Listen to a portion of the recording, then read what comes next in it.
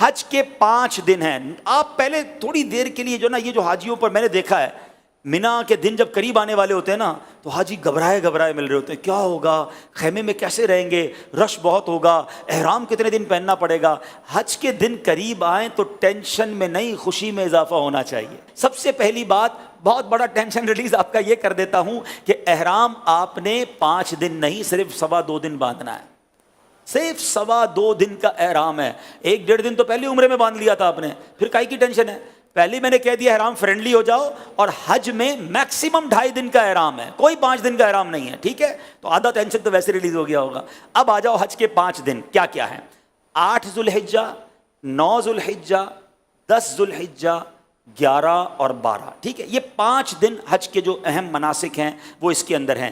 8 کو ہم نے کہاں جانا ہے, انشاءاللہ مینا جانا ہے. کہاں جائیں گے؟ ظہر کی نماز سے پہلے مینا پہنچ جائیں, اور 5 نمازیں مینا میں پڑھنی ہیں. ظہر, عصر, مغرب, عشاء اور فجر. فجر پڑھیں گے وہ کون سا دن ہو جائے گا؟ ویری گڈ, کون سا دن ہو جائے گا؟ 9 کا دن. 8 کی ظہر سے لے کر 9 کی فجر تک ہم نے مینا میں رہنا ہے. 5 نمازیں پڑھنا مینا میں سنت ہے. اب 9 کی فجر کے بعد یاد رکھیے گا, حج کا crucial day, most important day of حج, جس کو وقوف عرفہ اور جس کو یہ کہیں کہ وہ رکن اعظم ہے حج کا, اس کے بغیر حج ہی نہیں ہو سکتا, اور وہ ہے عرفات کا دن. اور اب یہ دن آ گیا ہے 9 ذو الحجہ, یہ یوم عرفہ کہلاتا ہے. اب حاجی کو جانا ہے عرفات کے میدان میں. جو 9 ذو الحجہ کا دن ہے وہ پورا دن ہم نے کہاں گزارنا ہے؟ عرفات میں. یہ خاص دن ہے. جیسے ہی ظہر کا وقت شروع ہوگا, سبحان اللہ, ظہر کا وقت شروع ہوا اور جتنے لوگ وہاں پر عرفات میں موجود ہیں احرام کی نیت کے ساتھ, وہ سارے کے سارے حاجی ہو گئے. ہاں, ایک لمحہ بھی کسی نے ظہر کا وقت شروع ہونے کے بعد سے لے کر اگلے دن صبح صادق سے پہلے عرفات میں گزار لیا, وہ حاجی ہو گیا. ہاں, لیکن جو صبح چلا گیا ہے یا ظہر کے وقت سے پہلے گیا یا ظہر کے بعد بھی گیا, وہ غروب آفتاب سے پہلے باہر نہیں نکل سکتا. یہ بڑا مسئلہ ہے کہ بعض اوقات ہوتا یہ کہ دوپہر 3-4 بجے سے بعض خیمے والے کہتے چلو بھائی مزدلفہ چلنا ہے. نہیں, مغرب کا وقت ہو گیا, اب آپ آ جائیں گے مزدلفہ. یہ جو رات ہے, اللہ اکبر, بعض علماء فرماتے ہیں کہ یہ حاجی کے لیے شب قدر سے افضل رات ہے. یہ بڑی مبارک رات ہے, دعاؤں کی قبولیت کی رات ہے. پتھریلی زمین پر وہ مزہ آتا ہے جو 5 اسٹار ہوٹل کے بیڈ میں مزہ نہیں آتا.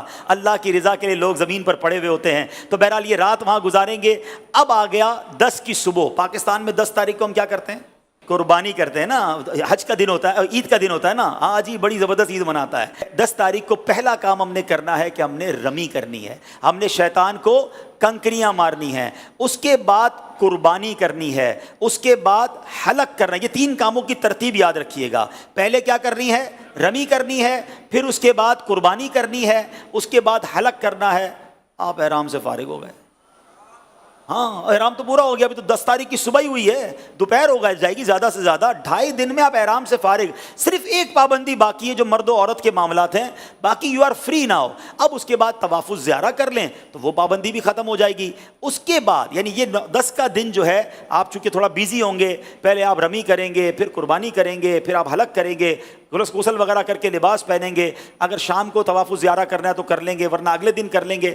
اب صرف آپ نے 11 اور 12 کا دن گزارنا ہے مینا میں, اور راتیں گزارنی ہے مینا میں اور رمی کرنی ہے. ایک واجب باقی رہ جائے گا جس کو طواف رخصت کہتے ہیں, وہ جب وطن واپس جانا ہوگا تب آپ کر لیں گے. تو یہ ہے حج, جو یہ 5 دن ہیں. اس میں پہلا دن مینا میں, اگلا دن عرفات میں, اور بقیہ 3 دن بھی مینا میں گزارنے ہیں. یہ آل ٹوگیدر 5 دن بنتے ہیں. اور آخری دن 12 کو عصر کے بعد مغرب سے پہلے آپ مکہ آ سکتے ہیں. تو یوں دیکھا جائے تو یہ 4.5 دن بنتے ہیں اور 4 راتیں ہیں. تو اٹس ناٹ ہیوج ورک. کوئی ٹینشن ڈالیں اپنے ساتھ, آپ ضرورت کا سامان لے جائیں گے اور لوگوں میں تقسیم کرتے رہیں گے تو انشاءاللہ حج میں کوئی ٹینشن اللہ نے چاہا تو نہیں ہوگی. آپ دوسروں کو ٹینشن ریلیز کرنے کا ذہن بنا لیں, انشاءاللہ آپ کی ٹینشن پہلے ہی ختم ہو جائے گی. انشاءاللہ ہم دوسروں کی مددگار بن کر حج کریں گے انشاءاللہ.